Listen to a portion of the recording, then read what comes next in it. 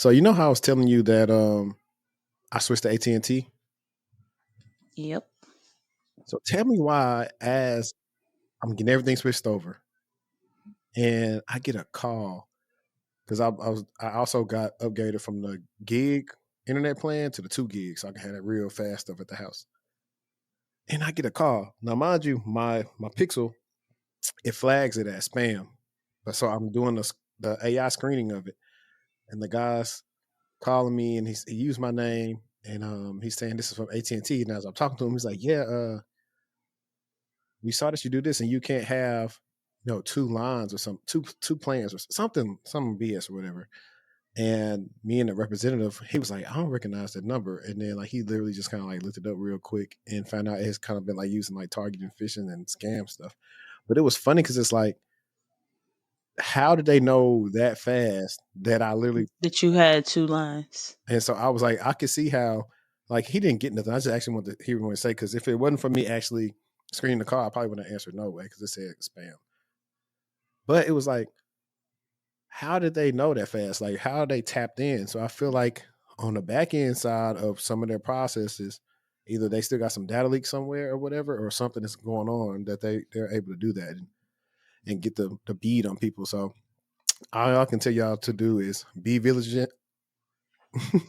All I can tell y'all to do is be vigilant and make sure you're not giving out any pertinent information to people who don't work for who they're supposed to work for. Always validated with the real customer service or help desk.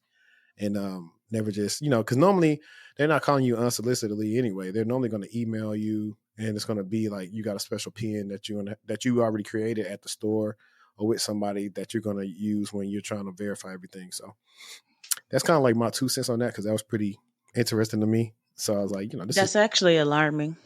Yeah. Like low key scary because you like in the middle of the process. For sure. And I was like, but and I ain't gonna lie, this is it's not prejudice, but this is also why people will be a little bit leery because hey, the person also sounded like a person that wasn't from here either.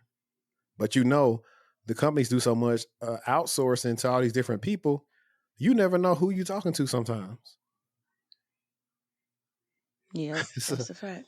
I was like, bro, that was just hilarious to me. But it was actually funny because I know iOS 26, they're getting the same features that the Pixel has had for years, but the guy was seeing it in real time, like, oh man, that's pretty cool. I said, yeah, I screen all my calls when I recognize the number. So if they really want something, they normally talk to the AI person and I see who it is and I answer it. So that's just my 2 cents with that. And that's why you guys should check out using Aura. Today's video is sponsored by Aura. And it's a really important time to be talking about them because hackers may have stolen the Social Security numbers of every American. But check this out. Over 2.9 billion records were stolen from the National Public Data, which provides personal information to employers and others doing background checks. These stolen records include a person's full name, address, date of birth, phone number, and most importantly, social security number. And members of the hacker group have reportedly released this information for free online. Now, this could be incredibly dangerous to you because people can open up all different type of things in your name and you won't even know it. If you weren't taking precautions with your personal information online before this, then this should be a huge wake-up call. You've never been more vulnerable online than you are right now. But I'm not too worried about that because I use Aura. Aura monitors your personal data, including your social security number, across billions of data points like the dark web and public court records to detect and alert you to potential identity theft. They give you up to $5 million in identity theft insurance should the worst case scenario happen. They also provide a bunch of other features to keep you safe online, all inside one app. You can go to my link right now, aura.com/textual chatter, to try 14 days for free. That'll be enough time for Aura to find out if any of your personal data is exposed. I highly recommend you do this right now because not only is the National Public Data not going to do anything to help you, they probably aren't even going to face any repercussions for this leak. I'm not leaving myself and my family vulnerable to data breaches. If you don't want either, you can go to aura.com/textual chatter to try 2 weeks for free. Now back to the video. Welcome back to episode 179 of the TechTual Talk podcast. I'm your host HD and we got none other than Cybershortieee in the house. And we came back to give y'all that lovely tech banter that y'all like, that we give y'all from time to time. But if you're listening on Apple Podcasts or Spotify, please follow us and leave us a review. And if you're still in the video right now on YouTube, all you gotta do is hit the like button. And for the people that's watching the premiere, y'all be watching, but y'all don't like. All y'all do is hit the like button. Shoot, y'all can even hit the thumbs down button for all I care. It's all appreciated. But how was your trip? It was lovely. It was very calming, grounding, peaceful, a breath of fresh air. Sad to be back, but also happy to be back. I was ready to just eat some food that I really wanted. I got Bali belly down there, so 10 out of 10 wouldn't recommend. And Bali is in what, Indonesia? Yeah. Okay. I know I've seen them on a couple of, I think, sneakers before. It's different in a good way. Like, a major difference is they don't flush toilet paper. Any type of toilet paper. Doesn't matter if it's a number 1 or number 2 situation. They don't flush their sewage system. It can't handle that. So that took some getting So what used y'all do? to. Just burn it? Nope, there's just trash cans everywhere. So, it kind of smell interesting in the public stalls. Yeah, I bet it could be. I was like, I mean, I would say I ain't used to that. I was saying like in the country, if we didn't like put something in the trash or something in the toilet, like we burn it. So Yeah, they are not doing that. At least not on an ongoing basis. I feel like it's not a big deal, but I feel like if everyone wraps up their tissue when you're done, then you can cut down on the smell. for Yeah. sure, yeah. For me, like I said, I wasn't really doing nothing but trying to really just keep pushing. Been very busy, doing some revamping business wise. And shout out to the fathers out there. I couldn't put this in words on my Twitter, but this was pretty much what happened literally yesterday. Well, actually, doing this week, somebody I'm gonna say somebody first before I actually met them, but somebody booked a call with me through my top mate link, and it was a consultation. So I finally had to move it around. Some stuff came up, so I moved around to Friday. So on Friday, I found out the guy's name he hasn't got the same name as my dad, so his name is Henry. And he's like, "Hey, how you doing, man? I've been a subscriber of yours for a while, and I'm actually doing this consult for my son. My son has been in computer science. He said my son got a bachelor's in computer science. He's having a rough time finding a job. So I've been watching your channel a lot, and we talked a little bit. And as we was talking, like, you know what, man?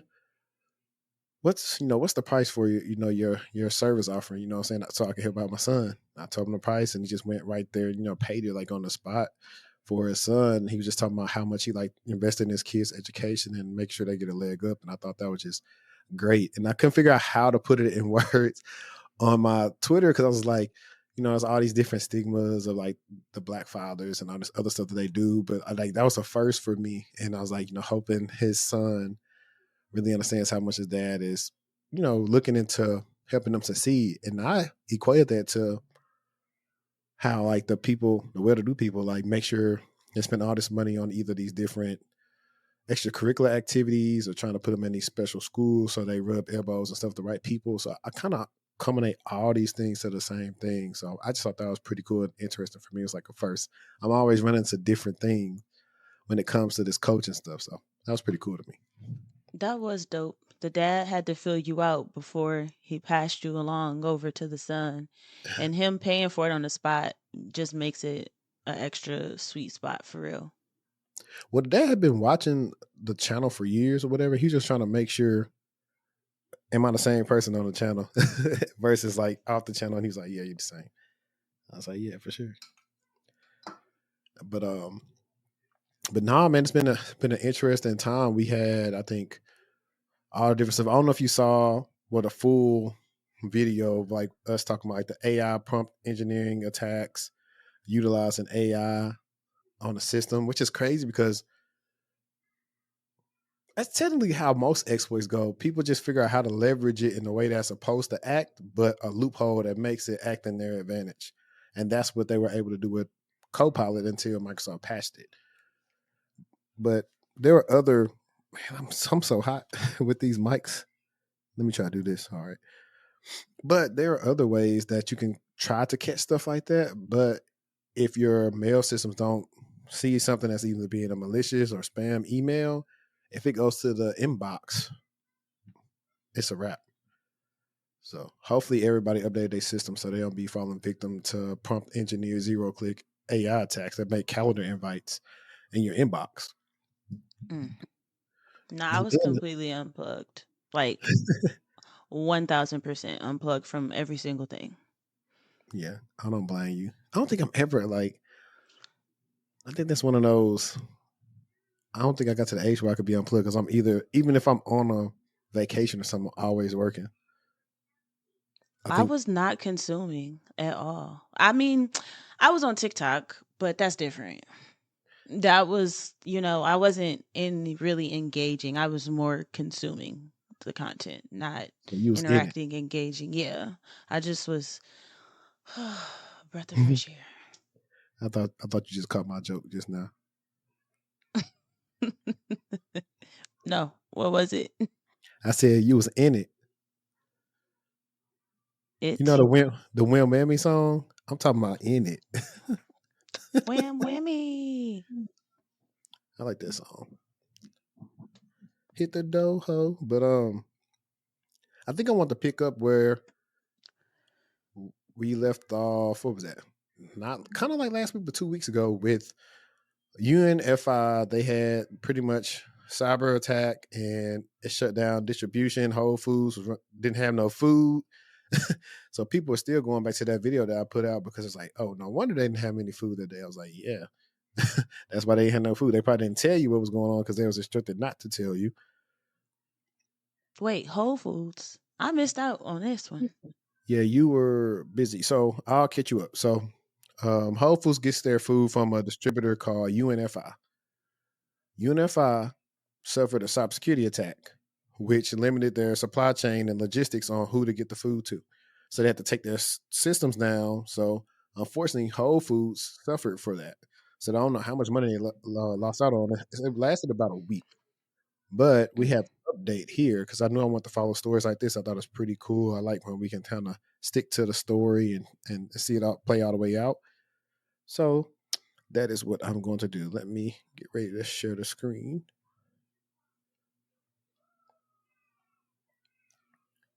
All right. Can you see the screen? I think I need to present it. I can see. Okay, perfect.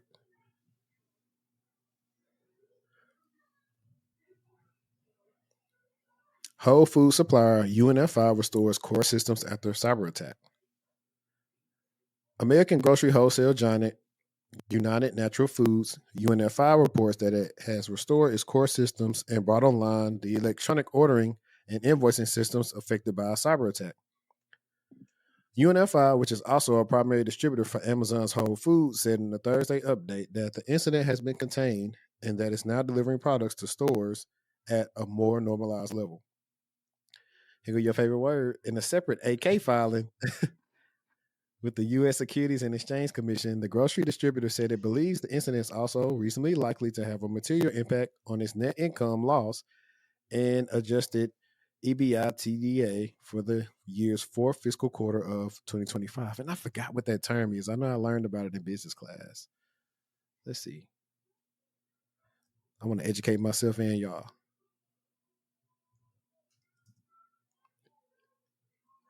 It stands for earnings before interest, taxes, depreciation, and amortization. Yeah. Okay. So I remember that now as I looked at it. In the weeks following incident, the company experienced reduced sales volume and increased operational costs as the company worked to drive solutions-oriented results for its customers. The company has also incurred and expects to continue to incur direct expenses related to the investigation and remediation of the incident, UNFI said. Of course y'all do.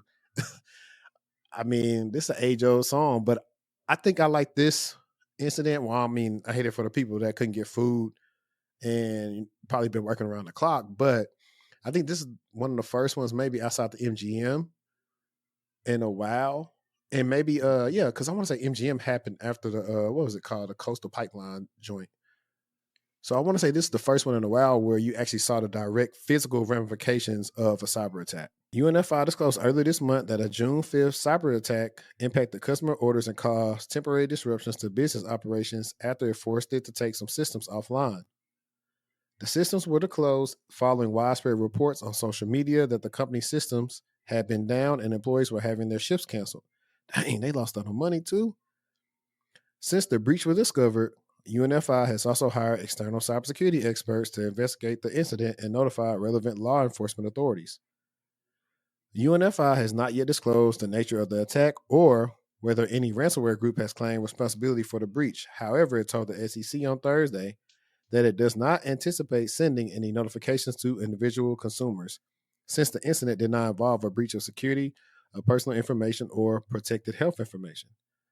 The Rhode Island-based company reported $31 billion in annual revenue in August 2024 with over 28,000 employees.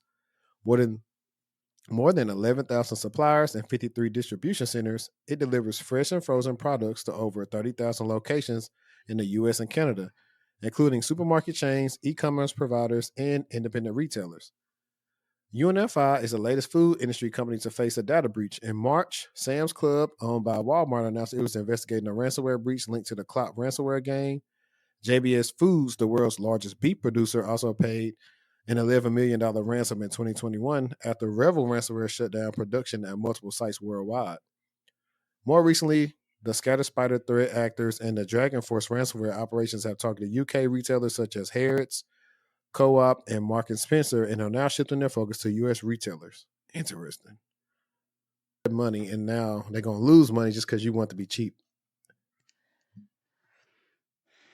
Cheap ain't always cute, and it don't get you anywhere. Right. And I think I'm going to stay figuring out, like every time I'm excited to see it every week to see if there's something new about it, because I want to know how they were attacked. Because I didn't know they were that large. Where was the attack vector? Or what was the attack vector? Like $31 billion in revenue is a lot of money. People's shifts getting canceled. That ain't cool. And I wonder, was it being canceled because the system was compromised and that was being maliciously done? Or were they being canceled intentionally because the equipment that they need wasn't functioning properly? I think it's both, to be honest. I think it's both. I think some people can work because they have to take systems offline. So it's like, hey, you got to go home. So at least you should send somebody home and pay them versus like not paying them because they couldn't work because it's not their fault. That reminds me, I was talking to a client and it's not funny, but it's funny. He was telling me about how his job had layoffs.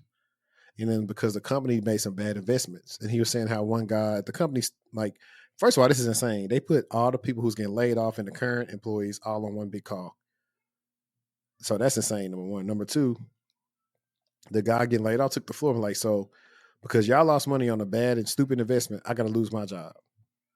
And he said it went quiet. He said you can hear a pin drop. And I was like, that's normally how I go. That's definitely how it go. I feel like a good a representation of that is like even just Meta when they were building up the metaverse and they were hiring all these people. They had these monitors in the metaverse, and then boom, it all got shut down. All the folks who were working on building up the metaverse, all those roles were eliminated, and it just kind of trickled down to other organizations who were also trying to build things in the metaverse as well. And that was a part of like, oh, the metaverse is going to change the game. It's going to be dynamic. You're going to be able to do this. It's a virtual reality world. Da da da da. And then boom, AI came. Not even 6 months into the metaverse being a thing, AI came through and knocked it off the map.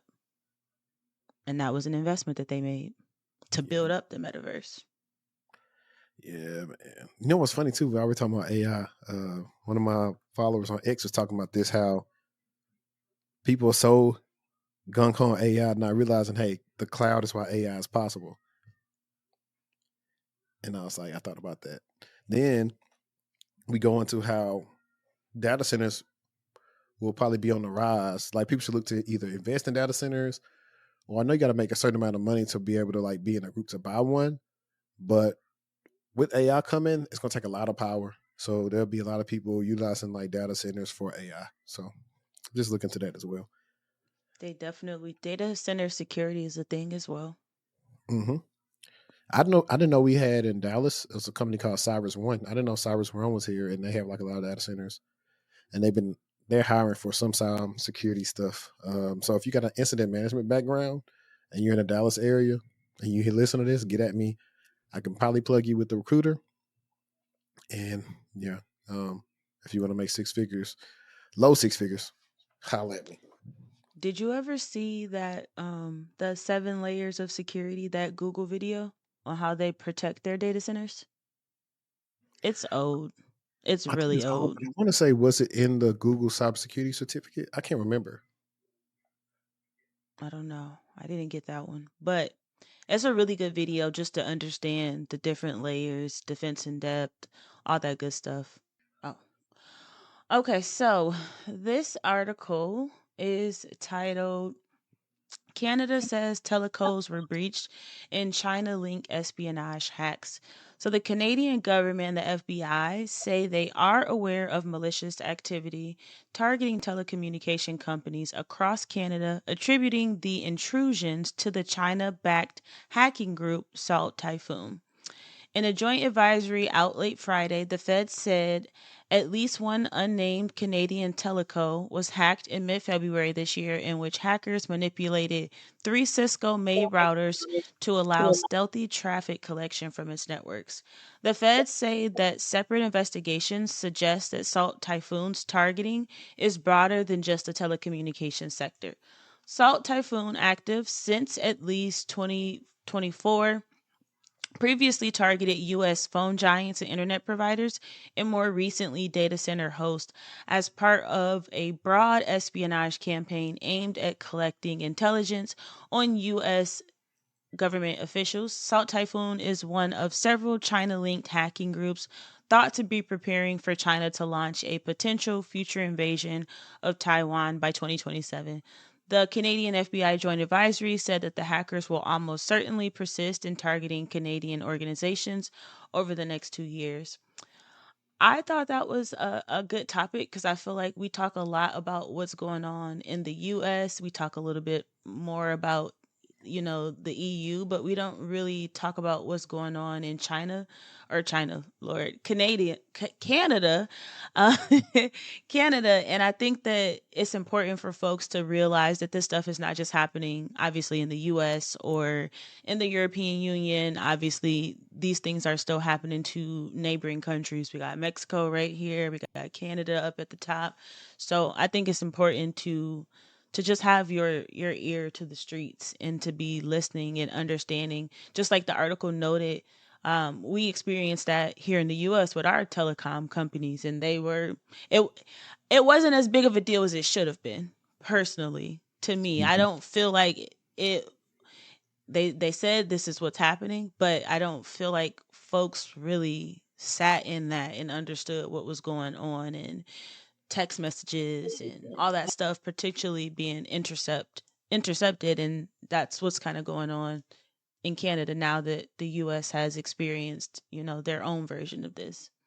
Yeah, I think they got to listen. They checking it twice. I think that's what's happening, and I want to say like I think this happened to some. It's not the same thing because I forgot what app or something was hacked, but like these French journalists, I forgot what it was, but I think they're just getting everybody, and which to go back to how we started off the pod, it just makes sense how these people now have all this data, how they knowing who getting on what carrier and what and all this other stuff because everybody hacked.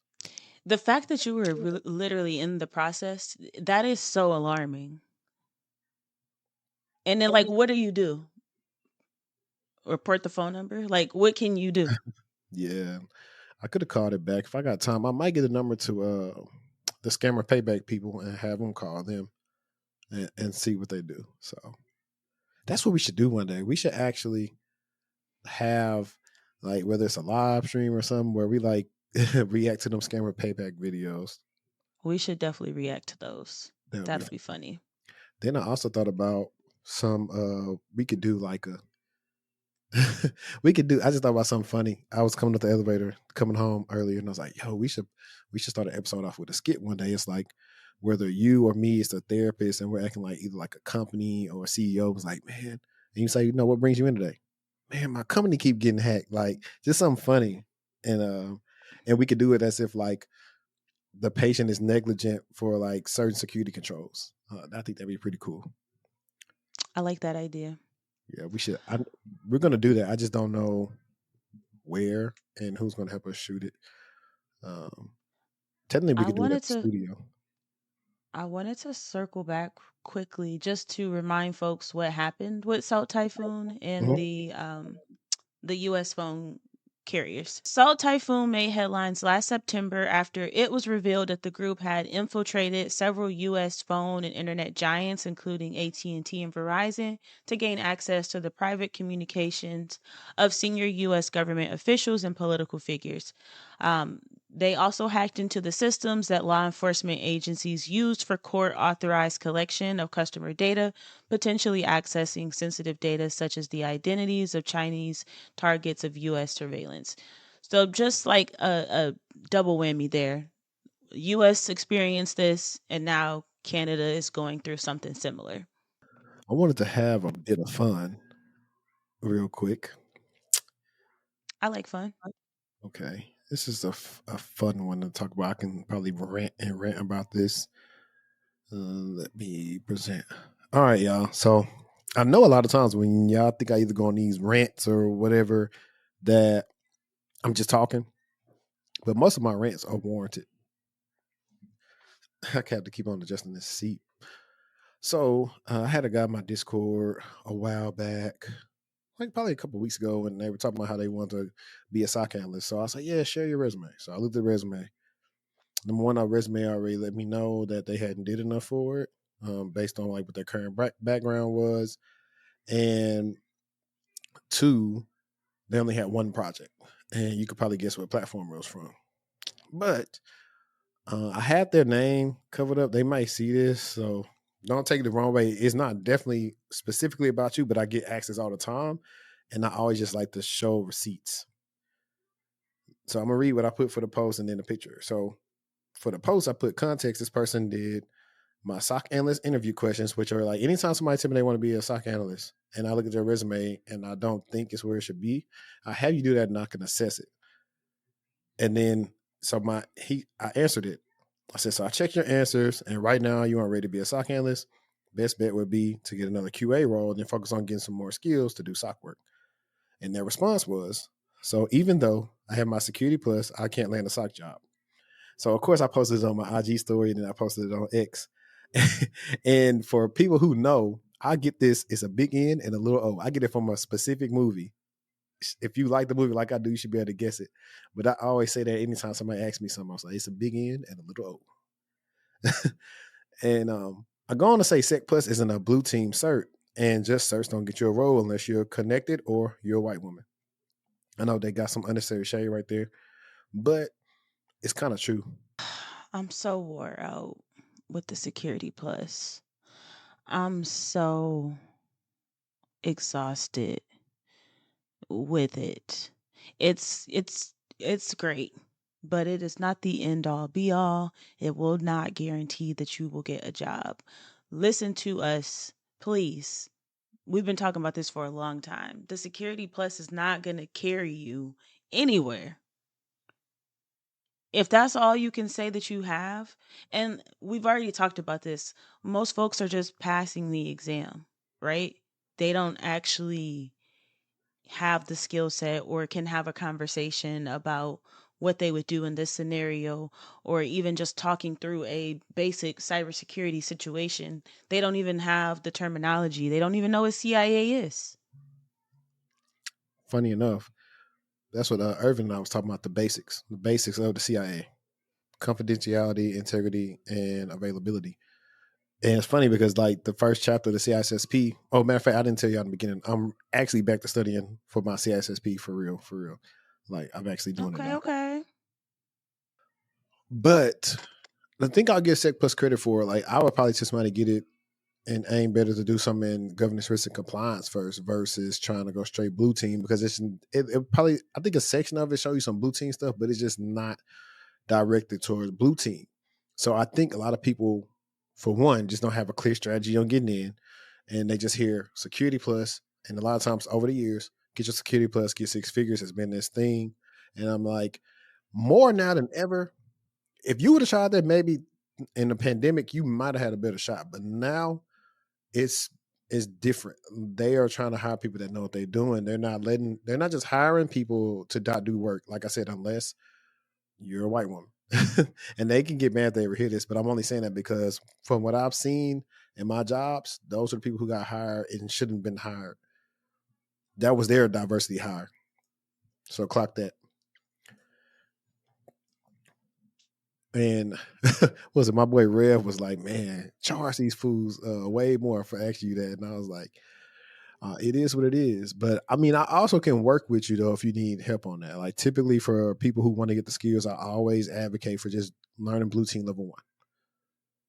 And if you learn blue team level 1, you should be all right, because I was able to tell another past client that, and he's actually the person who sent me this screenshot the other day that I don't think I posted it on IG yet, because I am going to make that an automation to see who actually wants help. So let me share this real quick. So I like when my past clients that they stay in contact with me. So this client, when we started, he had like a rough time because we really had to get that thought process down of working on a blue team. And so we worked. And I was like, yo, get blue team level 1. And then once he got that, the interviews became easier because he was able to change how he thought about it. And so he sent me this text. It was late at night. It was 10:15 one night. And he was like, hey, man, it's been a year since I joined the Paranoids, and I'm still doing very well. Recently became the incident commander for a vulnerability case, performed very well in threat hunting project, and did very well on a purple team project as well. I'm getting a lot of experience and more confident in myself and the skills I'm gaining. Thank you again, man, for your assistance and hard work. And he's actually been on the channel, so if you can probably put 2 and 2 together, you possibly can figure out what client episode this was. But I was happy that he got with this particular team, because this was a team that I was going to be working on once upon a time. And they are very thorough, and you learn the hardest thing for a lot of people when they get to roles is you really don't get to a company that not necessarily empowers you to do all these different things, but just really unleashes you and lets you learn so many different things and let you experience. Like a lot of times people get a blue team role, they're pigeonholed to do one thing, and so they really don't grow that much. Whereas some people get into a leaner team and they learn how to do so many different things. Like he just said, he learned how to be an incident commander. He was working on vulnerabilities. He was doing a purple team project. That's not common for a lot of teams. And so the fact that he's able to be there and thrive now, whenever he's ready and he feels like he's leveled up enough, if he doesn't stay there, he can go somewhere else and say, oh, I want to do purple team, or I want to do vulnerability management, or I just want to be an incident commander. But I just like to report the successes of the clients, because, you know what I'm saying, we don't lie over here. We bring the facts and the receipts over here. You dig? I like that he said that he was feeling more confident. I think that's important as well. Because, like, you learn all this stuff, but if you don't feel confident, then you're not going to be able to have the best conversations and work as best as you could on a team. So, kudos to him for his growth and his progression. Hopefully, he's able to continue to rotate around and do different roles and get that exposure and experience that he's looking for. I love a good rotational situation where, hey, you're going to do this for however long, 6 months, 3 months, a year. And then after that, you're going to try something that's completely different. And I like that because it does allow you to build up separate skill sets and then also decide, hey, I know for sure this is not something I'm interested in, or vice versa, this is something I'm interested in. Yep.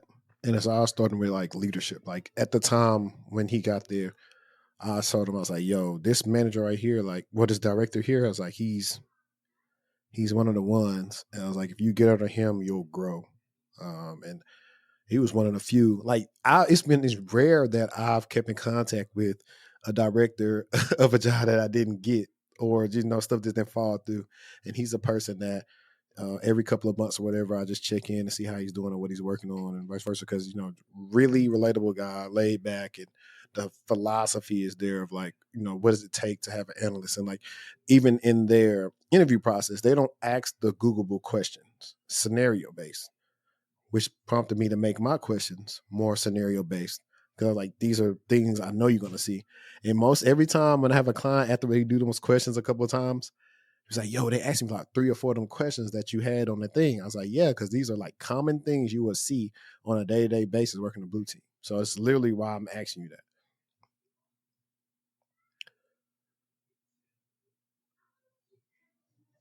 But while we're having an intermission, I don't know if people heard that joke. I did a dad joke on my episode with Lise. And I said, what do you call a person that prefers 2 operating systems? What do you call them? BIOS. Okay. I was gonna say buy something, but I didn't know what. Yeah, BIOS. I'm gonna try to get that on somewhere. Sell it to somebody. But we have a guy on the team like I think it's like every Wednesday or Tuesday, something like that. It's like dad jokes. So he like tell us like 2 dad jokes. Like that's his thing. All right, let's take a listen. FBI cybersecurity firms say a prolific hacking crew is now targeting airlines and the transportation sector. The FBI and cybersecurity firms are warning that the prolific hacking group known as Scattered Spider is now targeting airlines in the transportation sector. In a brief statement on Friday shared with TechCrunch, the FBI said it had recently observed cyber attacks resembling Scattered Spider to include the airline sector. Executives from Google's cybersecurity unit Mandate and Palo Alto Network's Security Research Division Unit 42 also said that they have witnessed Scattered Spider cyber attacks targeting the aviation industry. Scattered Spider is a collective of mostly English speaking hackers, typically teenagers and young adults who are financially motivated to steal and extort sensitive data from company networks. The hackers are also known for their deception tactics, which often rely on social engineering, phishing, and sometimes threats of violence towards company help desk and call centers to gain access to their networks and sometimes deploy ransomware.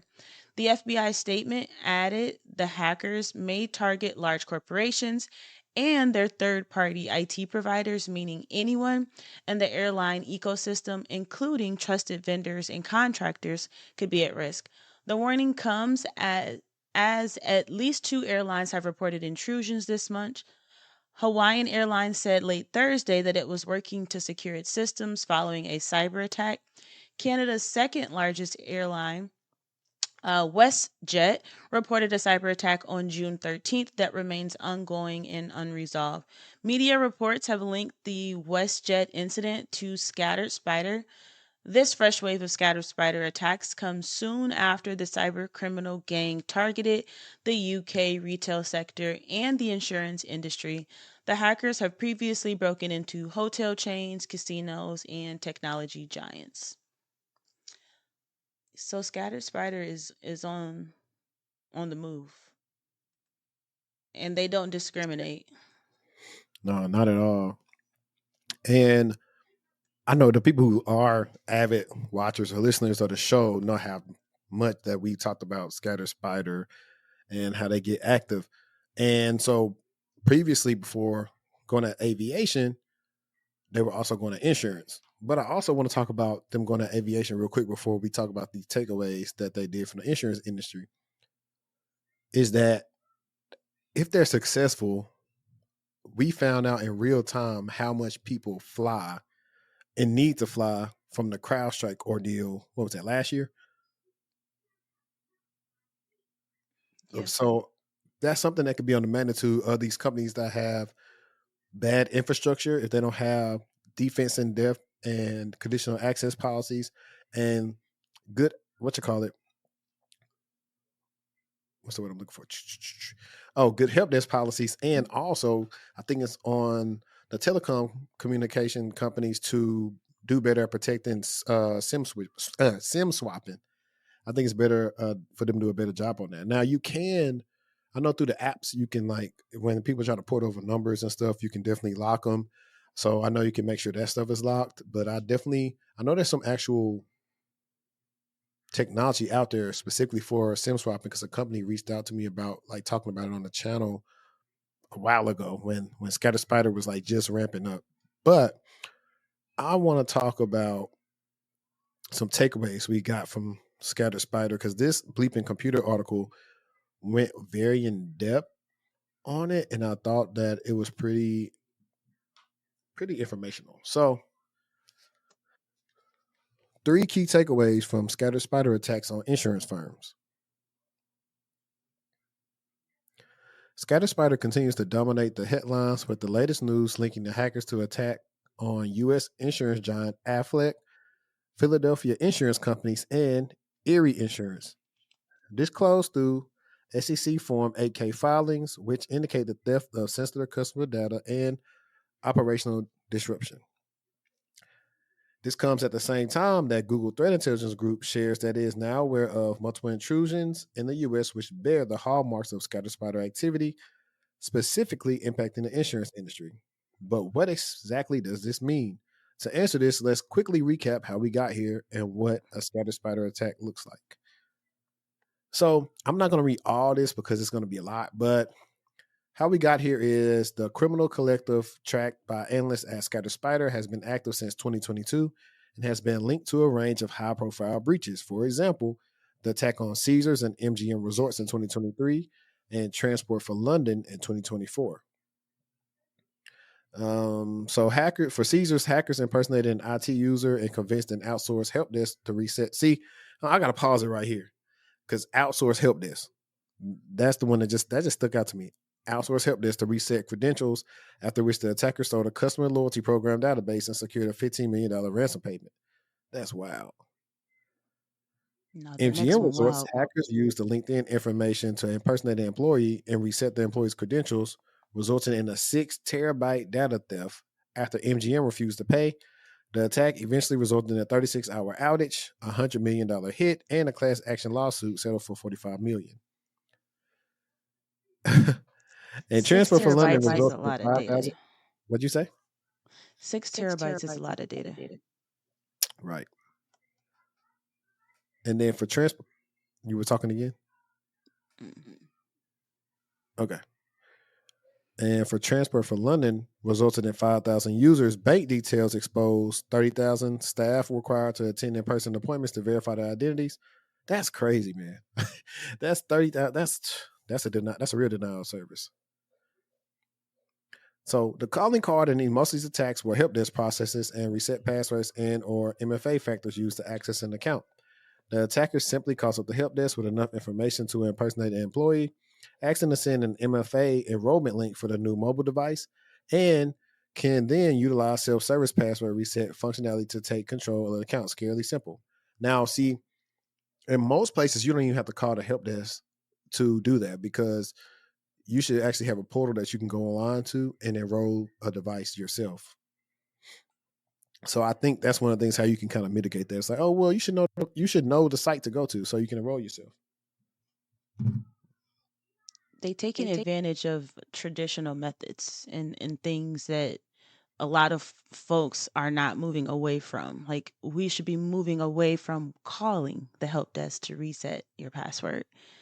That should, in an ideal world, be a thing of the past, and or in a severe emergency situation. But you should be able to reset your password or reestablish your MFA factors as a self-service option to prevent occurrences like this from happening. Right.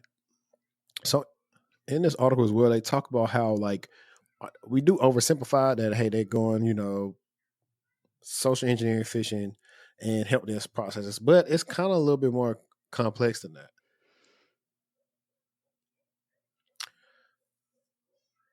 So scatter spiders resurgent in 2025.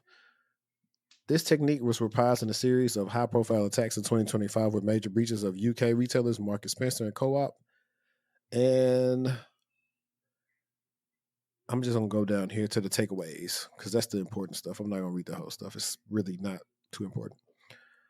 Takeaway number 1, identity-based TTPs are the new normal. Scatter spiders attacks are the latest in a growing number of identity-based breaches. When we look back at Scatter Spider's TTP evolution, we can see that they have consistently exploited identity-based weaknesses in order to gain access to victim environments. So these are pretty much the breaches that they did over the last 3 years. Twilio, Clavio, Twilio again. Oh, wow, they got them with vishing, then smishing. DoorDash through smishing. MailChimp was phishing and help desk. LastPass, phishing and vishing. Riot Games, phishing, vishing. I know people, vishing has to do more so with voice. So you really getting somebody with your voice. And smishing, you're using SMS. Smishing with Coinbase, Caesars Help Desk, MGM Help Desk. And then 2024 with Transport for London and MoneyGram was Help Desk. And 2025 with Co-op and M&S was Help Desk.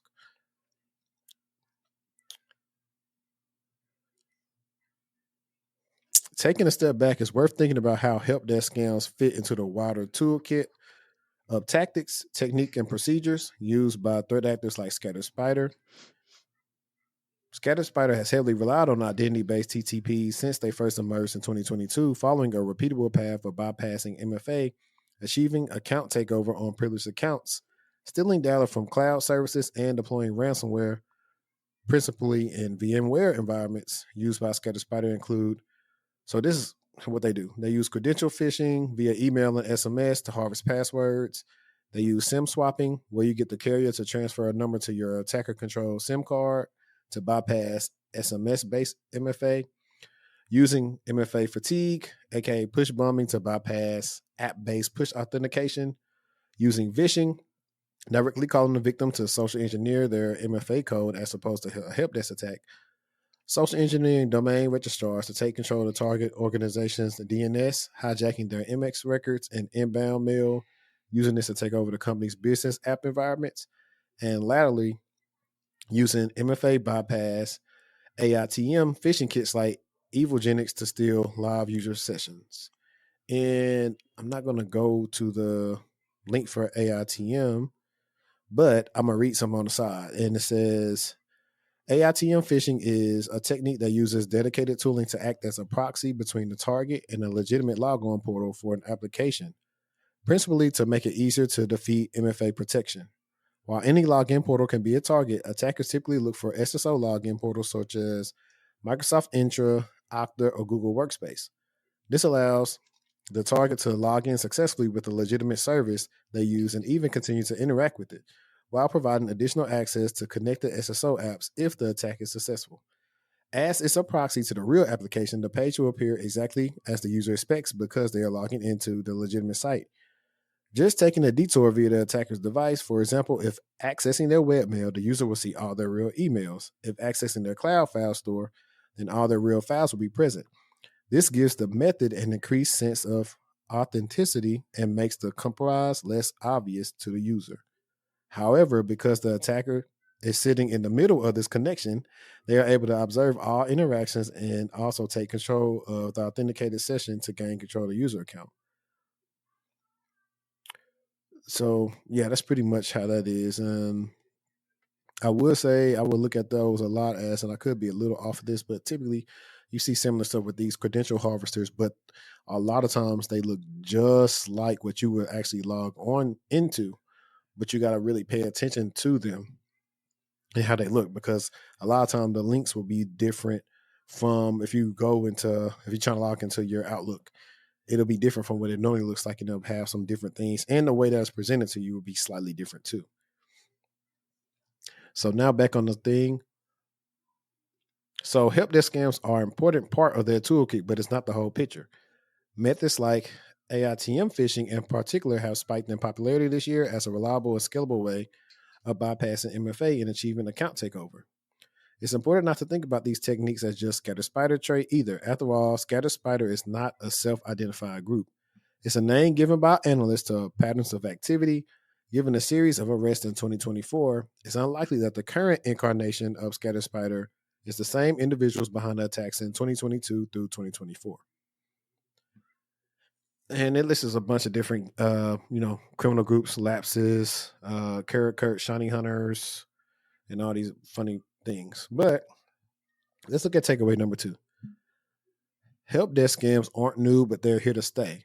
As we established earlier, help desk scams are nothing new. We saw them in the Caesars MGM resorts and transports for London breach, to name a few, but they're likely to become increasingly prevalent as Scatter Spider continues to demonstrate just how effective help desk scams are. One of the reasons they're so effective is that most help desks have the same processes for every account. It doesn't matter who you're impersonating or which account you're trying to reset. So attackers are specifically targeting accounts likely to have top-tier admin privileges, meaning once they get in, progressing the attack is trivial and much of the typical privilege escalation and lateral movement is removed from the attack path. So if we just pause it right there, this is a flaw within itself. If the people, I'll put it like you probably have 2 accounts. You have your normal account and then you have an admin account. And technically they aren't the same password. So that's an issue in itself as well. Like, you shouldn't be able to have access to that admin account just because this person is a sysadmin. So that's something I thought I'd throw out there. Help desks are a target for a reason. They're helpful by nature. This is usually reflected in how they're operated and performance measured. Delays won't help you to hit those SLAs. Ultimately, a process only works if employees are willing to adhere to it. And hey, they use AI to do this. Look at these long dashes. And can't be socially engineered to break it. Help desks that are removed from day-to-day operations, especially when outsourced or offshore, are also inherently susceptible to attacks where employees are impersonated. But the attacks that organizations are experiencing at the moment should give security stakeholders plenty of ammunition as to why help desk reforms are vital to securing the business and what can happen if you don't make changes. Any commentary on that? I want to make sure before I read takeaway 3. I'm still stuck on takeaway 1, but I'm gonna wait till we get to the end to make my comments. Scatter Spider are consciously evading established security controls. So there's more to Scatter Spider's toolkit than just help desk scams. In fact, their approach can be broadly classified as consciously evading established controls at the endpoint and network layer by targeting identities. From the point of account takeover, they also follow repeatable patterns. Harvesting and exfiltrating data from cloud and SaaS services where monitoring is typically less consistent than traditional on-premise environments, and exfiltration often blends in with normal activity. Many organizations simply don't have logs or visibility to detect malicious activity in the cloud anyway. And Scatter Spider have also been seen tampering with cloud logs, filtering risky AWS CloudTrail logs, but not disabling it entirely so as not to raise suspicion. Yeah, we did what was that we did? We did a tabletop, I think, with CrowdStrike like that, where you're seeing people modify logs and stuff so you don't see what they're doing. But you can always see something because it's an audit log for about everything. Targeting VMware environments for ransomware deployment, they do this by adding their compromised user account to the VMware admins group and vCenter. If needed, they are going after accounts with top tier privileges by default. From here, they can access the VMware environments via the ESXi hypervisor, I forgot how that's pronounced, layer where security software is non-existent, thereby bypassing EDR and other typical endpoint and host-based controls you rely on to prevent ransomware execution. The key theme, getting around your established security controls. Stop identity attacks with push security. So I know I'm a fan of, I hate pushes because sometimes you just get a push from something and you're like, I'm not trying to log in right now. Like, what's going on now? Sometimes you're logged into something and it's just trying to keep you logged in, but it comes at sometimes weird times, so you never know what's going on. So a lot of times I just ignore those, and then I go into my settings to see if I see any weird activity. Modern attacks no longer take place on the endpoint or network. They target identities created and used via the web browser. This means that attacks increasingly take place in the browser on resources your employees access through the browser. Push Security's browser-based security platform provides comprehensive identity attack detection and response capabilities against techniques like AITM phishing, credential stuffing, password spraying, and session hijacking using stolen session tokens. You can also use Push to find and fix identity vulnerabilities across every app that you. So they advocating for a service. It looks pretty cool. Let me see if I can see this picture. I like these things when they always make these things. Acquire valid creds, bypass MFA, account takeover, actions environment monetize. And so this is giving a pretty much a visual depiction of what's happening when they're taking over these accounts and how they deploying the money. I mean, how they deploying the ransomware and trying to exfil the data and extort it. But it's pretty cool. To help combat help desk scams, Push recently released employee identity verification codes, a simple browser-based identity check that gives your help desk a reliable way to confirm they're talking to someone from your organization. That's pretty cool. You know what? Hey, Push. I need to reach out to Push right here. Push Security. They might work with us. Push provides a lightweight verification feature in every user's browser. No additional apps or devices required. It enables legitimate help desk callers to quickly verify that they're in possession of their primary device by relaying a rotating 6-digit verification code in their browsers via the Push extension. This is a great way to securely confirm caller identity and sniff out fraudulent callers and can be used as a part of phishing resistance help desk processes. Okay, cool. So Okay. this is all in all an article for Push Security. Cool. Wait, can you go back to the first one? Because I feel like we just need to circle back to the just read the first the identity. Identity based TTPs. Yes. Um Now more than ever is it even more crucial for folks to make sure that they have because I feel like identity is never going anywhere, right? I mean, we have all these different identities, users, devices, service principals, risk. Just it's never going to go anywhere. And I feel like what's happening is people are focused in on the newer and hotter commodities and technologies like AI, and they don't, or they never have had their identity side of the house squared away, especially because we are working remotely. We're working from different areas. Everybody isn't in the office on the corporate network. And so if you don't have identity squared away, then it's going to come and bite you at some point in time. It's like one of the most basic things that you can do. Nah, and then also, well, you're seeing a lot of companies now. They're going to passwordless as well. So they're using third I'm here party, for it. yeah, identity solution. So you have one main password, and it'll be connected to an identity solution when you are either using your work computer or accessing anything else. So now, as long as if somebody had to access something, they would have to have that specific software. It had to be on like your computer or something like that. And so it's like, looking for such and such on this device. And then it's going to communicate it with like that because it knows you own and it'll let you in or something. So that's one of the ways they're trying to use to combat this. But I think the hard part still to combat smishing and vishing is a lot of the times, no matter how good your company's network environment is, no matter how secure it is, it's only so much you can do to secure somebody's phone, whether it's the work phone or the personal, because you're not going to see the activity until they try to access something on a network. So you're going to be reacting every time, anytime you see these attacks happen. So it's always best to keep on doing security awareness and make sure everybody knows how to contact your security team if they see anything suspicious that they don't recognize. I think that's the biggest one. Like, they don't hesitate to send us nothing. And I'm like, bro, just mark this as spam, fam. You'd be But surprised though how many companies have stopped doing security training for whatever reason. We You don't think have the so? bandwidth, or absolutely. I know so. Yes.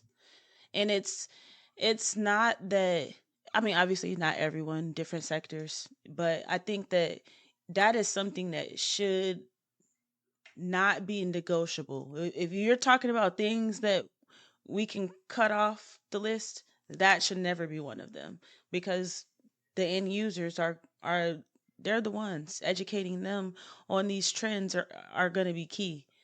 If they get a malicious MFA prompt, do they know how to report it?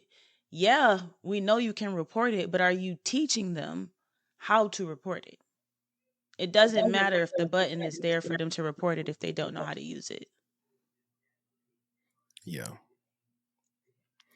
No, that's right. And look, let's go a step further. This was something that Irvin and I was talking about when the company said they got the security controls. Are they implemented correctly? So when they report the fish, do it let us know on the other end they reported something that was phishing. And I'm gonna tell you, sometimes them tools be broken. So you think you're reporting something, we never saw it. Or what is your method of reporting? Like you said, is there a report button, or is it a little bit more in the traditional side where they have to forward it to help desk, you know? So what is in place for your users, and how often are you revisiting these components? Hey y'all, you know we got this phishing button that you're supposed to be using. This is how you can reset your password. This is how, it's just it's a never ending cycle. It should always, I feel like companies should have security a part of their quarterly training, if not more frequent. Yeah, you have this yearly training, but folks get busy, they're boggled down, and they're just click, click, click, click, click, click, click, clicking all the way through, or they done sped it up to 2 times the speed just to get the training over with because they're limited on time. Yeah, for sure. But no, that was cool. I feel like I was in the third Intel team. I might have to chop that up and send it to them. Like, yo, let me come work with y'all. So, WhatsApp banned on U.S. House of Representatives devices. Meta Can we pause platform right there? WhatsApp. hmm Because I want to ask, when they say devices, government devices, or are we talking about personal devices? I think it's government devices. Because yeah, they shouldn't have WhatsApp on there only because of it being used for malicious things. They shouldn't be using it. They should only be It's using government or internal tools like a Teams, a Slack, or something to communicate. But we can continue.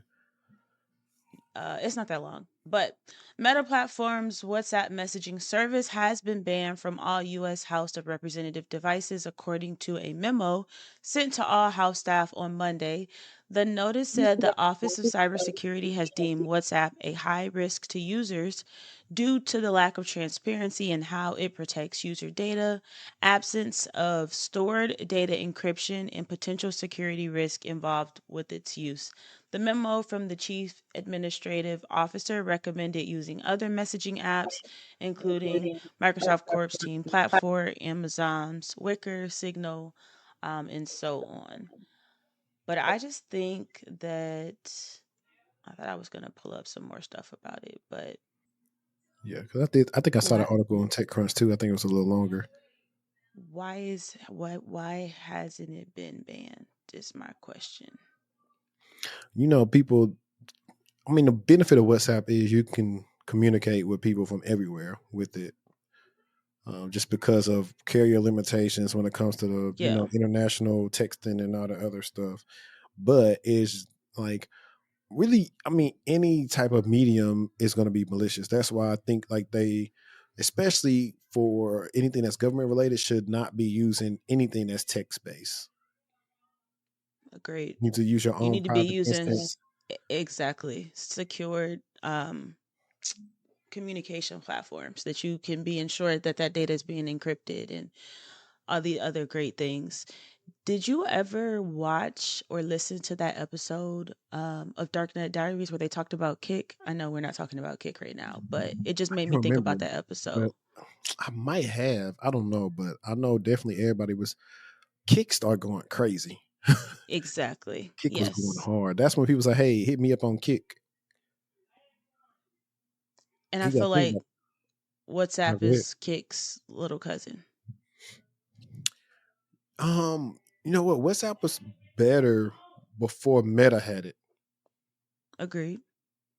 And then it just started taking widespread adoption, and then it's still good, but you still have people that are able to find you on WhatsApp and they send you some crap that's malicious or something. So you just got to be careful. Similar to like your regular text messaging. But I yeah, feel like it's more ridiculous on WhatsApp though. you think so? I feel like,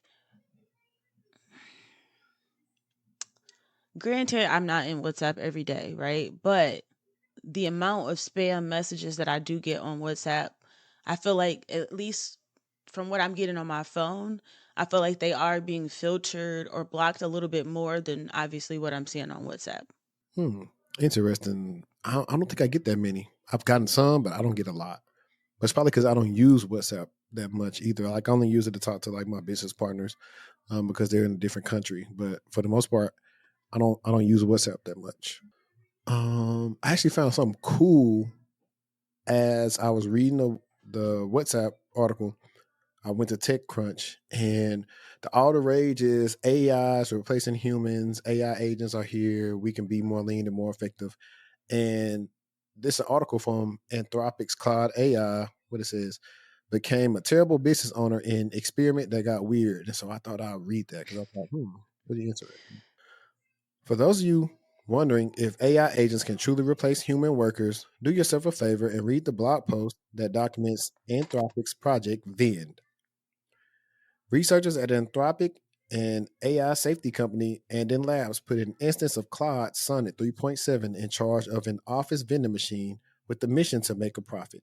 And, like an episode of The Office, hilarity ensued. They named the AI agent Claudius, equipped it with a web browser capable of placing product orders and an email address, which was actually a Slack channel where customers could request items. Claudius was also, this name is killing me, The Claudius. name is hilarious. Claudius was also to use the Slack channel disguised as an email to request what it thought was its contract human workers to come and physically stock its shelves, which was actually a small fridge. While most customers were ordering snacks or drinks, as you expect from a snack vending machine, one requested a tungsten cube. Claudius loved the idea and went on a tungsten cube stocking spree. Filling its snack fridge with metal cubes, it also tried to sell Coke Zero for $3 when employees told it they can get that from the office for free.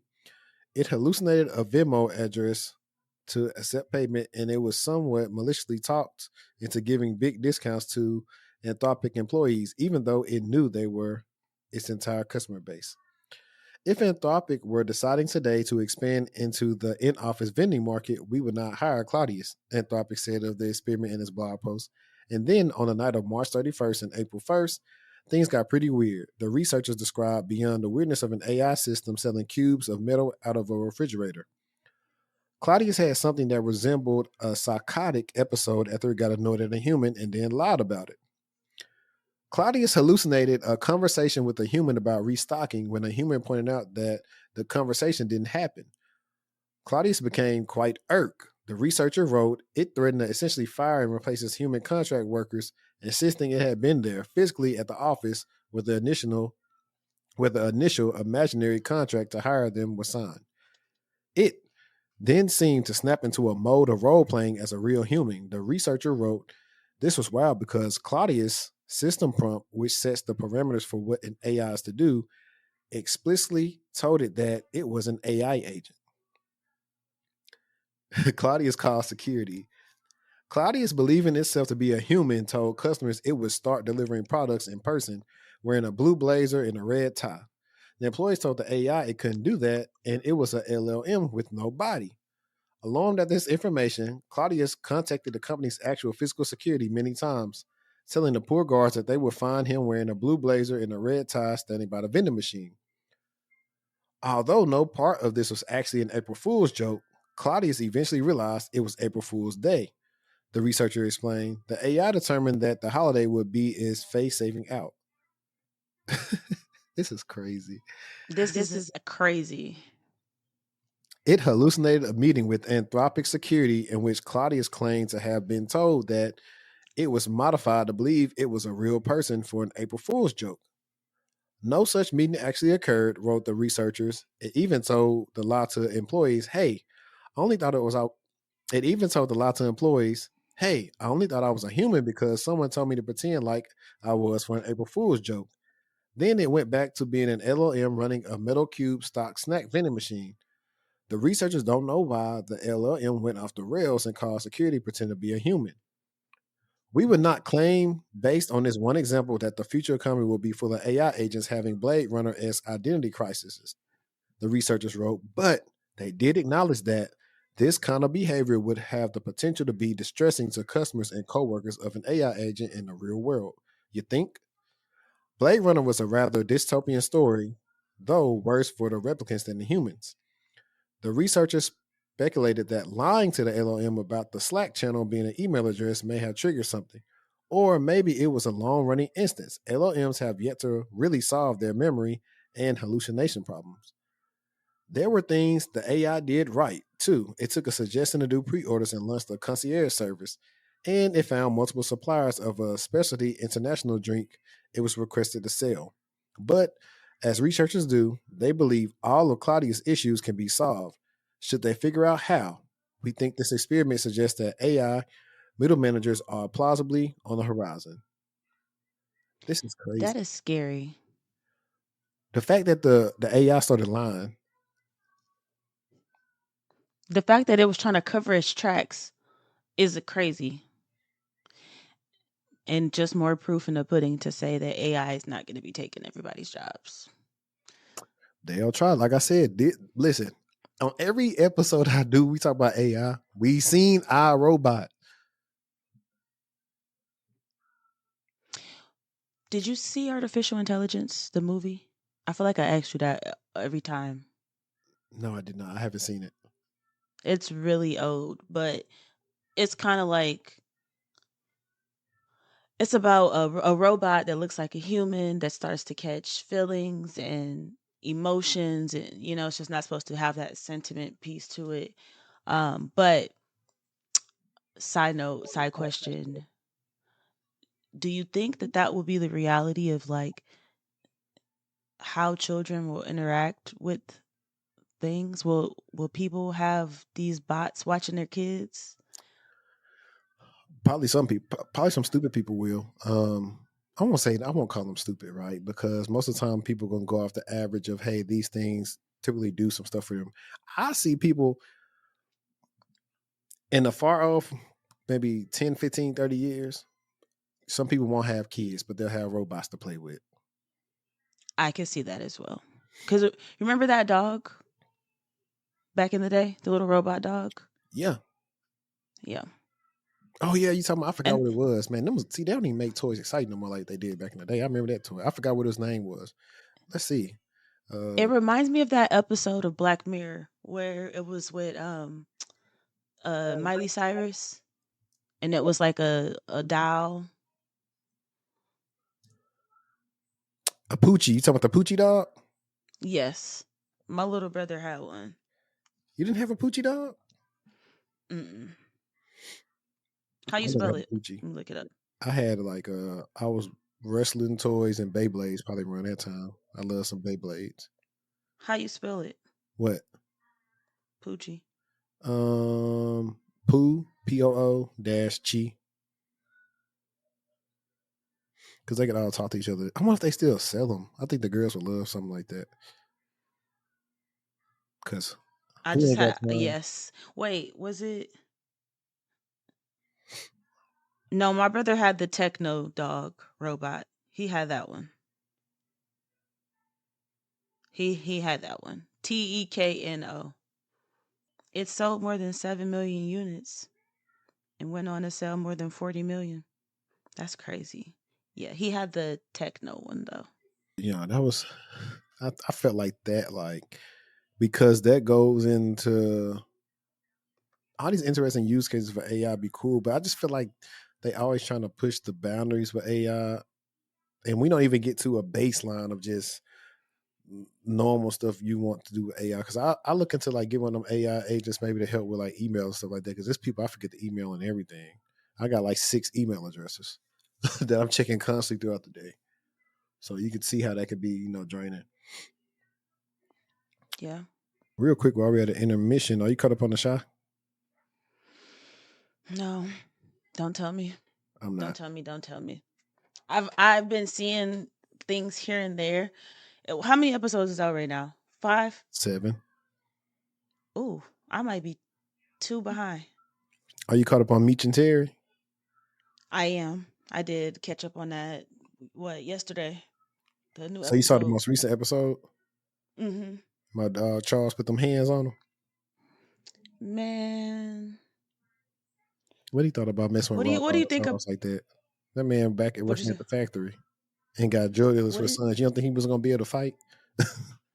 what do you think of B Mickey being brought back in? I missed his character. I actually like him. I think he's gonna prove himself. I think, and I also think they gonna have B Mickey and them probably spy on Jay Pusher. The where is they from? What's St. the Louis. accent? Stop it. Please. Turn it off. It is not believable whatsoever. I would have rather seen them have Nelly in the role Probably than cost too him. much. Well, you Yeah. know what though? Jay Pusher always plays that type of role in every show. I know he was in The Wire and he was in Saints and Sinners. He was literally the same type of person in both shows. So he plays it well. Yeah, that's The him. accent is terrible. Yeah, all the accents be terrible. I mean, hey, if you watch the Family Business New Orleans, they don't have no accent that they from New Orleans. That's Carl Weber. Mm-hmm. David Banner's a lead in that. What you call? Speaking of that, his episode with Shannon Sharp was pretty good. I haven't finished it, but I've seen clips. It was pretty good. I've seen the clips as well. And surprisingly, Wale's episode with Cam Newton is pretty good too. Wale, why was you mad at Kai Cenat? Tell me now. I don't think he Tell was me. mad. I think he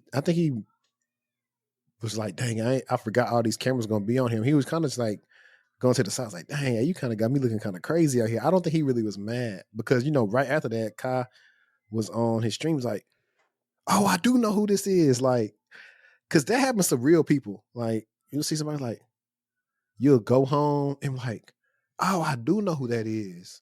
Because so be a lot of times. I remember it's been some people I've talked to at Walmart for back in the day at home. And I've turned to somebody, it's like, man, I couldn't tell you what their name is, but I know them. Like, you'd seen them at school. It's like, it's a guy I used to say at school all the time. We just got to talking. I just could not remember his name, but I knew him. But they would put a gun in my head. I would have died for that. What you think of this? The streaming world. I think the streaming university was pretty cool, and they had a streaming I liked prom. it. I think it's not for my demo. I think it's pretty cool. I actually wouldn't even mind if they did something like that for like older content creators. Like we went to a conference or something, and we all got to stream, and like, That would be dope. I think that'd be pretty cool. That'd be dope. That really don't sound like nothing but Afrotech. That's what it sounds like. Blackest Tech. I need to shoot. I haven't filled out my stuff, and I need to do it today. I'm doing it today and tomorrow for that for sure. I'm on the fence For what? on if I'm going or not. I think I'm only probably going for what I have to go to do, and then I'll probably be back the next day. Just cause I'm looking forward to popping out at more cyber related events that aren't networking based. yeah, I get hit up all the time about like it'll be a CEO or founder of some type of product, and they'll be like, "Yo, are you going to such and such event?" And I'm like, "I won't be there this time." Like I had a guy, he reached out to me, and I was like, "Yo, is your company looking to partner with like security podcasts?" And he said, "I think the founders may be." So I'm always trying to finesse something anytime you reach out to me. I was like, look, let's be beneficial to both parties because we doing some good numbers on audio. Let's see. Did you want to transpire with? Oh, I guess you can get onto your. I guess you had a bullet point about this cybersecurity matter in countries that are not technology advanced. Yes, it does matter. I feel like people are like, "Oh, I'm going to this third world country and I don't have to worry about my data or using the internet and things of that sort." And you should still be worried. You actually should be even more worried, because where they may not have these technological means implemented that you're used to, that could also be an indicator that maybe they don't have the best privacy laws as well. Or just, yes, that's my take on it. You should definitely, cybersecurity should be top of mind, no matter if you're going to a country that's more advanced or a country that's less advanced. It's still something that should be on your radar. Just like I was sharing some tips when I was out of the country, and just talking about like just the use of VPNs to encrypt your data, or should you use an international plan or an eSIM, and just different components and things, pros and cons for using each of them. We know that it's going to be more expensive on that phone bill if you do enable or have a true international plan. And I don't mean just like a Mexico and Canada plan, but one where you can travel on the other side of the world and still be able to use your device. So yeah, just some things, food for thought. If anything, I think it matters more when you leave because of the security controls that may not be in play. You know, they're telling so many people, hey, when you go to the airport, don't plug into this outlet and all this other stuff because they've been doing all this other stuff to get information from your devices. So, you know, I agree. I think one day we're going to have like a really good talk about VPNs and are we actually secure, or are the VPN apps, the companies, are they being legit with our data or are they doing something with it? So I think that that could be like a darknet diary / deep dive one day that we could do some research on. What do And you think about the it just left me, sorry. what I was going to say, dude. Oh, side note, guys, we're going to bring back a live panel. I don't know when we're doing it, but specifically, everybody wants to talk about the Black woman manager thing. It's always a good topic. And I definitely like talking about it. Because it's like funny. That's like the one instance where I get pushback from Black women, but yeah, at the same time, I'm trying to be down for y'all, and y'all push it back on me, and I actually get it. But I always tell them like, well, just realize if y'all the manager, somebody gonna automatically think y'all trash because y'all say everybody trash. That's a Black woman manager. That's all I be trying to tell them. I don't think they can see that What? because they're focused on so much of what they've been through or experienced. It'll come back to you. Oh, I was gonna make a comment about card lockers, like the people who always got their cards locked, right? That ain't gonna fly out the country, right?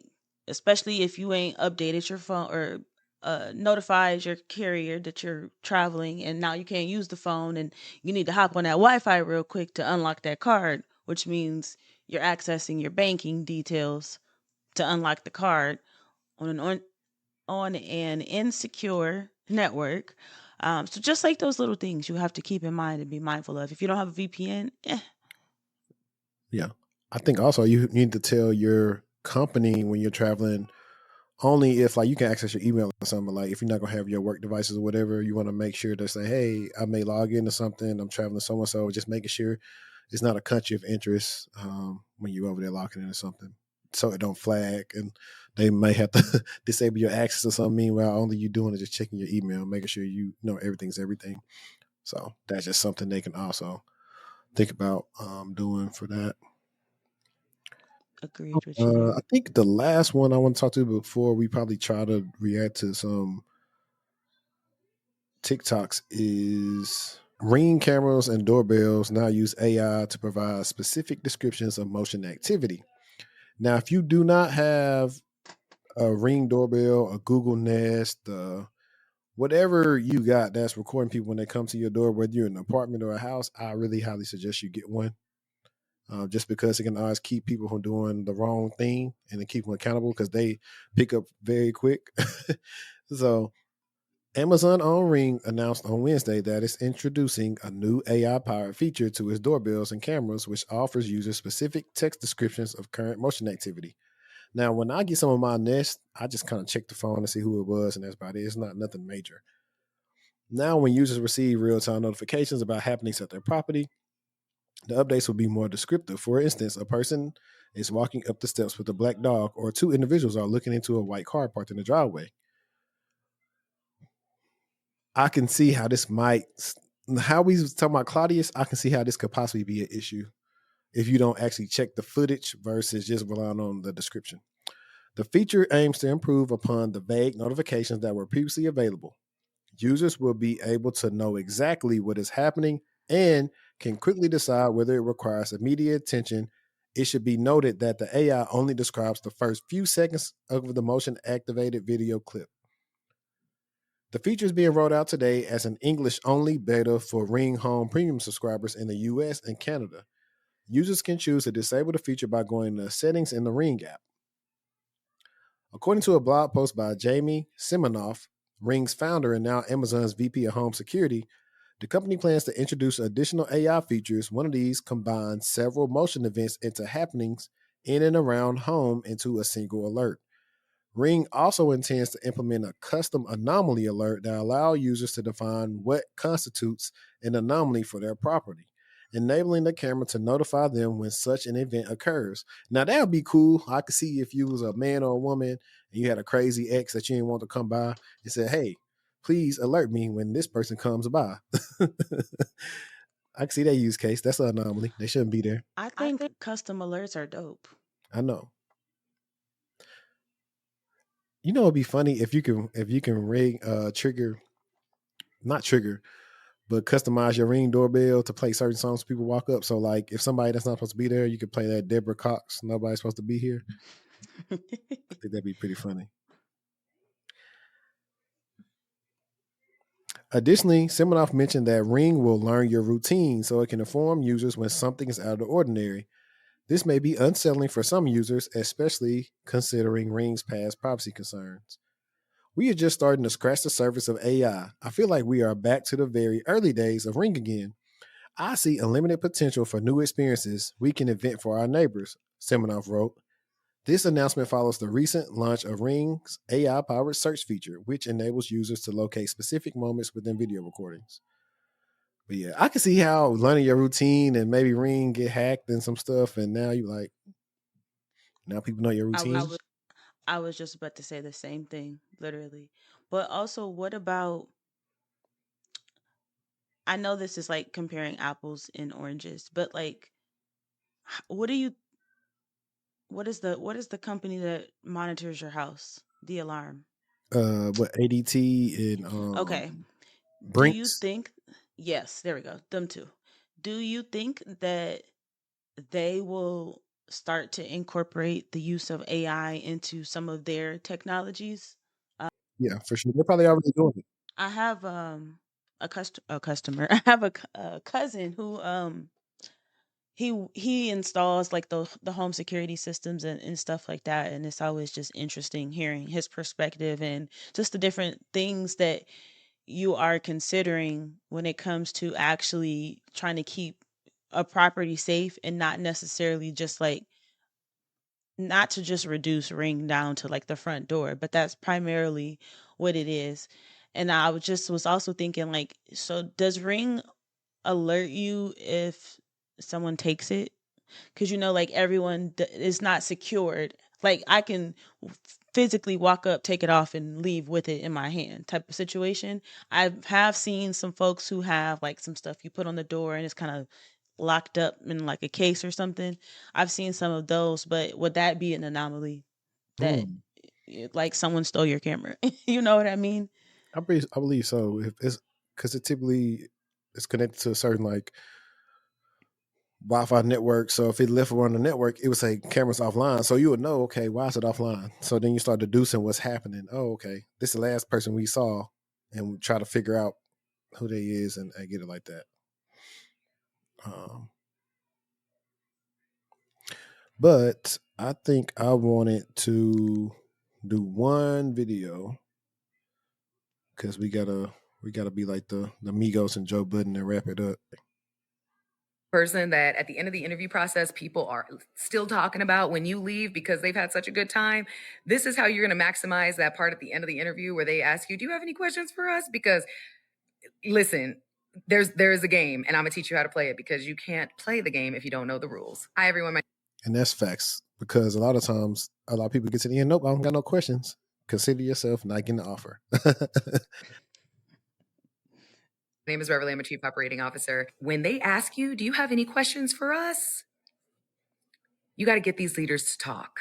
A lot of times in the interview process, I will be asked, what do you like about working there? What's your favorite part about your job? Or what's the culture like? Or can you tell me a little bit more about, the salary range or whatever it is? And all of these questions at the surface level are great. But let me explain to you something. Leaders like talking about themselves, and they most certainly like talking about their organization. They like feeling like you care about what they're doing. I explained to you that this is your stage. I cannot express how many times somebody will have a really clunky interview. Maybe they're not feeling as confident. Maybe we can tell they're nervous, but they crush the question section. And because the questions that they ask are so informed and thought provoking, we let them go on to the next round because we know that there's something there. We see something there. Or the opposite, where somebody's doing pretty okay with the interview process, but then they have nothing prepared for the question section. Like, you are interviewing us just as much as we're interviewing you. Now, the first question that you're going to always ask is going to be about values. Say they have one of their values is teamwork and collaboration, and it's very high level. Why is that important to you, right? You're going to say, hey, so I noticed that one of your values is teamwork and collaboration. And I think that's really exciting because for me, especially, it's really a passion of mine as I've, chatted through this process with you guys. And I'd be really curious, does that value set resonate with you? And how do you see that showing up in your day-to-day work? Y'all, they're going to be talking. These are the kind of things that, again, they won't tell you, but it makes such a huge difference. So good luck. I've always loved the interview, the interview gems, because it's an acquired skill set. Yeah, that's what we work on really. Like, I got a whole process where I show them how to look up what's going on with the company, the role, what type of questions you would ask based on who you're interviewing with, because you're going to ask different questions based on if you're talking to a manager or like a team lead or a director. So there's going to be different things you're going to ask to make it seem like you are definitely more interested and excited about working with the company, and just asking questions that set you apart from everybody else. And I normally have write that down on a book so you came prepared as well too. So it always looks good. Asking the right questions to the right folks. Definitely something that, especially if you interview last or first, like, you definitely want to make sure that you are the memorable person out of the bunch that they've spoken with today or over the past week or last few weeks. I was just going to add that if you are having those issues with all that stuff, please tap in. I'll probably be making a form pretty soon for people to get some interview questions to ask. So if you've been struggling with that, I got something that's helped me out of plenty of interviews, and I'll be giving you guys those questions for free. So make sure you're keeping a tab on whatever I post on YouTube or all my other social media sites as well. And do you got anything you want to leave them with today? Take a break, unplug, step away, do something that's going to make you happy, but just take a breather. It's okay to take space and time and do nothing. It's okay to be still for a little bit. Don't be still for too long because it's crazy out here, but take some time away and focus on decompressing and just allowing yourself to breathe. It's needed. I'm returning back from my breather and my step away. And so just want to encourage somebody else to take that space that you need for your mental health. I agree. And so, guys, also YouTube, we have enabled the community function now, so you can post more on my actual channel, and then I can get back to you and we start our own conversations around the YouTube channel. So please utilize that. Join the Discord, tap in with us on Instagram and LinkedIn. And also in the description, we have a email to ask questions for us to answer on the podcast. So utilize that and we'll get back with you. Leave a voicemail, or as people say, like, do all those things, and just rock out with us. But I appreciate everybody that's been tuning in and helping us out, whether it's been audio or video. We got some big things coming. But until next time, let's stay textual, and we out. Peace.